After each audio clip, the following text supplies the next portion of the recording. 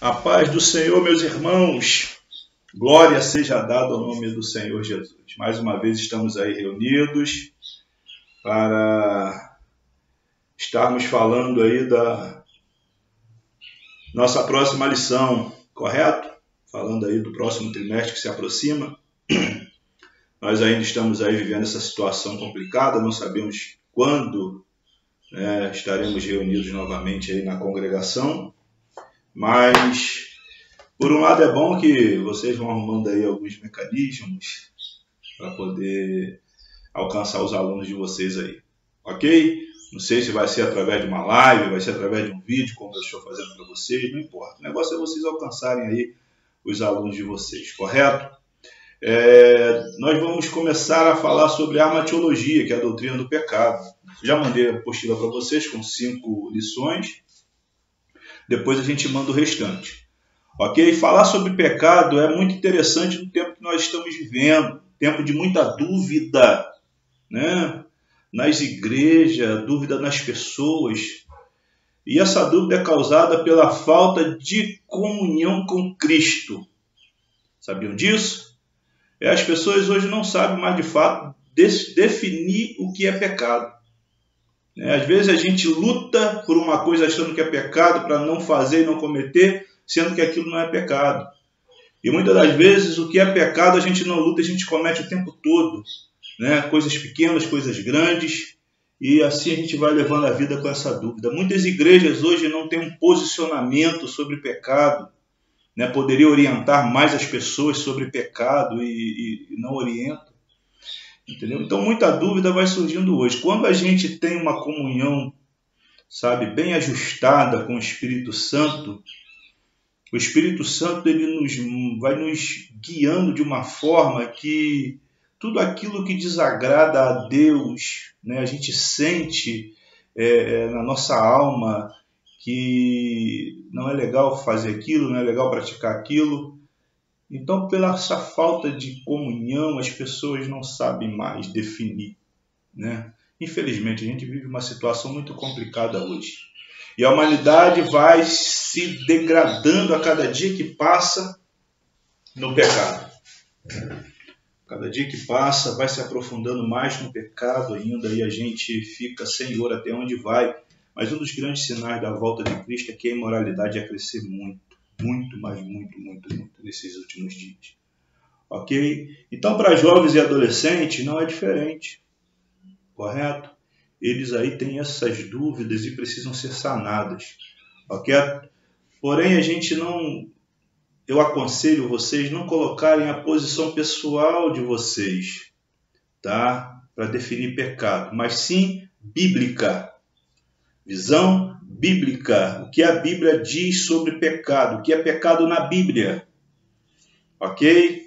Para a gente poder ser mais fiel ao evangelho que a gente está pregando. Nós temos um grande problema nas igrejas, de um modo quase que geral, que as igrejas elas criam muitos mecanismos para as pessoas chegarem a Deus. Ok? A Bíblia diz que quando o véu do templo se rasgou de alto a baixo, nosso acesso a Deus ele foi liberado. Nós temos acesso diretamente a Deus, correto? Só que as religiões, as denominações criam muitos métodos para a gente se achegar a Deus. E muitas pessoas não conseguem se achegar a Deus por causa dos métodos. Para nos métodos. E os métodos, muitas das vezes, nos métodos, muitas das vezes, começam a nascer os pecados nos métodos. Pecado do orgulho, da soberba, da discórdia, da intolerância e tantas outras coisas, da dissensão, e vai nascendo dentro das denominações. Ok? Então o caminho para Deus acaba ficando um pouco cheio de obstáculos. Ok? Então se nós entendermos que o véu do templo se rasgou e nos deu acesso, a Bíblia diz que ele nos fez sacerdotes seu. Ok? Nós temos a liberdade hoje de entrar no templo, ok? E poder oferecer o nosso culto. Ok? O templo que eu digo não é o templo de 4 paredes, mas a presença de Deus. Nós temos acesso à presença de Deus. Ok? Então, esse trimestre vai ser muito interessante para todos vocês, para mim também, que acabo fazendo mais uma revisão aí sobre a matéria, o texto, e vai ser de grande valia. Ok? A primeira lição nós vamos falar sobre o sentido etimológico e teológico da palavra. Nós temos uma introdução aí que é muito interessante, alguns argumentos, né, que a gente colocou sobre a questão do mal. Há um grande questionamento. Se Deus criou todas as coisas, por que Deus não criou o mal também? O mal também ele trouxe existência. De fato, não, irmãos. Deus criou o livre-arbítrio. Ok? O que é o mal? É a ausência do bem. Então, quando as pessoas deixam de praticar a bondade, correto? O mal ele vai sobressaindo na vida das pessoas. Entenderam? Alguém um dia citou na escola bíblica dominical, citou o texto bíblico de Isaías, que Isaías disse que Deus criou isso, criou aquilo, e Deus também é o Deus que criou o mal. Na verdade, Deus não criou o mal. Mas o profeta disse, não. Nós temos duas visões no Antigo Testamento, né? A visão veterotestamentária, que é a visão pré-cativeiro e a visão pós-cativeiro. Antes do cativeiro, uma visão, um tipo de entendimento. Depois do cativeiro, uma outra visão, um outro tipo de entendimento. Ok? Então Isaías aí viveu o quê? 850, 870 anos, não lembro de mente aqui, antes de Cristo. Ou seja, isso foi antes do cativeiro, bem antes. Do cativeiro de Samaria, e depois, logo após, veio o cativeiro de Judá. Então, o entendimento nesse período era que toda fonte emanava de Deus, inclusive o mal. Tudo que acontecia vinha de Deus. O conhecimento sobre o mal, o conhecimento sobre Satanás, sobre o maligno, isso veio começar a acarretar após o cativeiro, entendeu? Então, depois que eles foram para o cativeiro, depois que eles foram levados, depois que a tribo de Judá, as 10 tribos se perderam, mas as 2 tribos depois foram levadas e voltaram, o entendimento deles muda. E eles começam a entender mais sobre o mal e definir o mal, que nem todo mal, o mal não emana de Deus.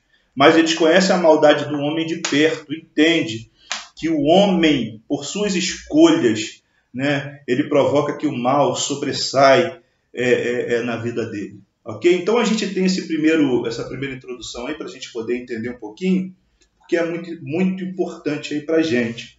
Mais embaixo a gente vai ter aí um texto, um primeiro ponto dizendo assim, podemos definir o pecado de acordo com o que pensamos?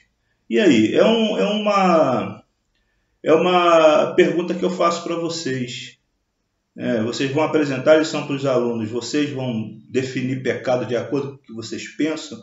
Não, eu acho que isso é pecado, aquilo é pecado, o pecado surgiu disso, o pecado surgiu daquilo. Não, vai para a Bíblia. E vamos pegar visões de grandes teólogos que dedicaram a sua vida toda aí para poder estudar as Escrituras.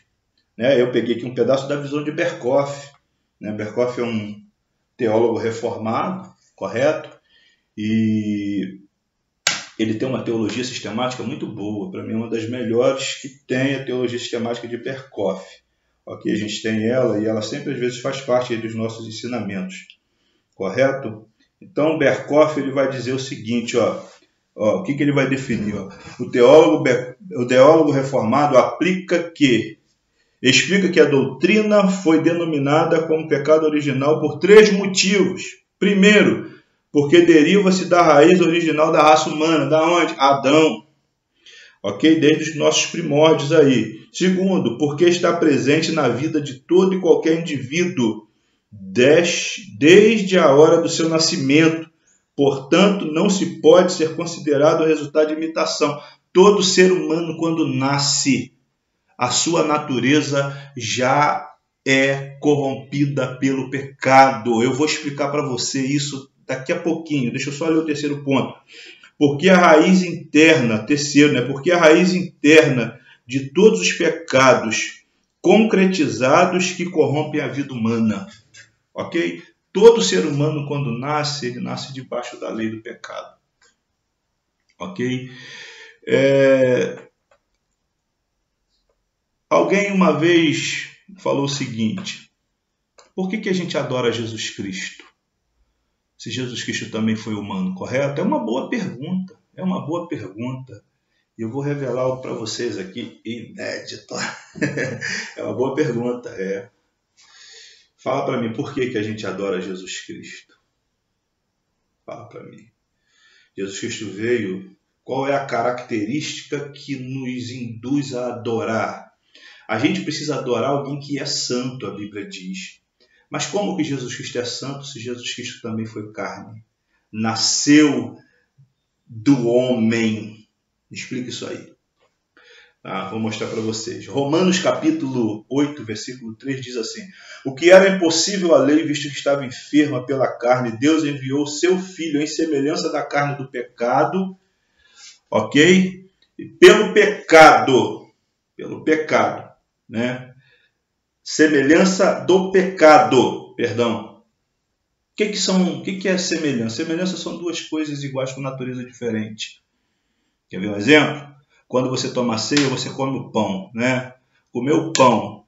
Depois, semelhantemente, tomou o cálice, correto? Fez as mesmas coisas, a mesma ação. Porém, a natureza era diferente, porque um era pão, o outro era vinho. Mas o que você quer dizer que a natureza de Cristo era diferente da nossa? Sim. Sim. Por quê? Porque quando eu e você nascemos, nosso pai precisou e a nossa mãe ter relação sexual. E quando o pai chegou lá no ápice, lá, ejaculou, ok? E o esperma do nosso pai, ele penetrou, subiu nas trompas de Falopes e até chegar no óvulo da nossa mãe. E ali ele penetrou e fecundou no óvulo da nossa mãe. Ok? Então, tanto a natureza da minha mãe corrompida quanto a natureza do meu pai corrompida se uniram e deu vida a mim e a você. Então, nós nascemos da concepção dessa natureza. Ok? Cristo não. A Bíblia diz que o Espírito Santo, que é santo, implantou Jesus no ventre de Maria. Ok? Jesus não foi um espermatozoide que fecundou o óvulo de Maria. Jesus foi implantado ali. A barriga de Maria foi uma barriga de aluguel. Entendeu? Ou seja, quando Jesus nasce, né, a mesma semelhança nossa, a mesma coisa, carne e osso. Só que não teve a concepção dos dois. Então a natureza de Jesus era santa. Por isso que a Bíblia diz, assim como o primeiro Adão, né, o pecado veio, a morte veio, através do segundo Adão veio a vida.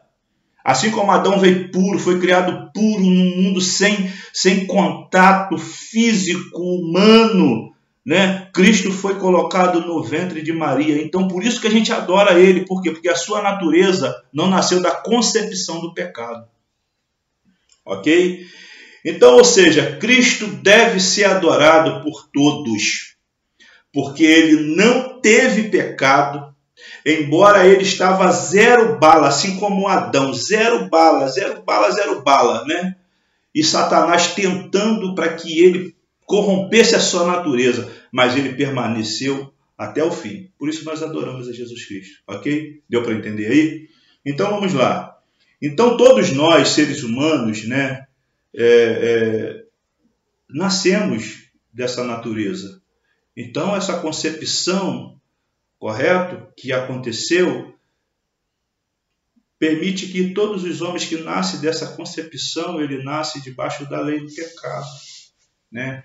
Ele é pecador por natureza e o pecado acaba se desenvolvendo na vida dele com o tempo, os atos, ok? Com as suas escolhas e vai por aí afora. Vamos lá então, para a gente continuar aí, ok? O termo mais comum, né, da doutrina é a amatiologia, né, que é a palavra que vem do grego, né? Nós estamos na visão neotestamentária, então é armatano, armatia, né, quer dizer pecado, e logia, né? Quer dizer, estudo ou doutrina, ou seja, estudo ou doutrina do pecado. Não tem muito que você argumentar nisso aqui. Segundo, o termo mais comum de pecado no Antigo Testamento, né? A gente tem a palavra ratar, né? Significa errar, tornar-se culpado, né? A palavra ret quer dizer erro, malogro, insucesso, fracasso.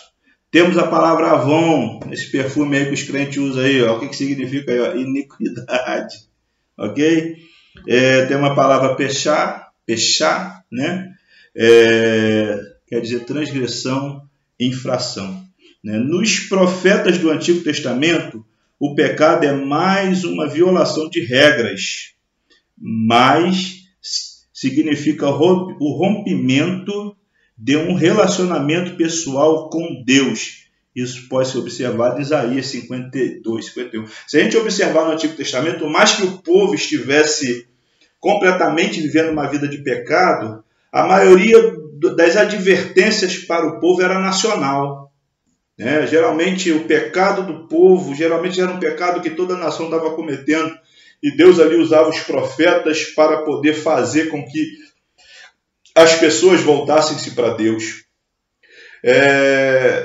Na lei mosaica, né, no rito mosaico, depois que Deus ali estabelece o tabernáculo e as leis elas vão se desenvolvendo, né, o sacerdote ele tem a incumbência, o sumo sacerdote, de entrar uma vez por mês no lugar santo dos santos e ali oferecer pecados por toda a nação, pelo pecado de toda a nação.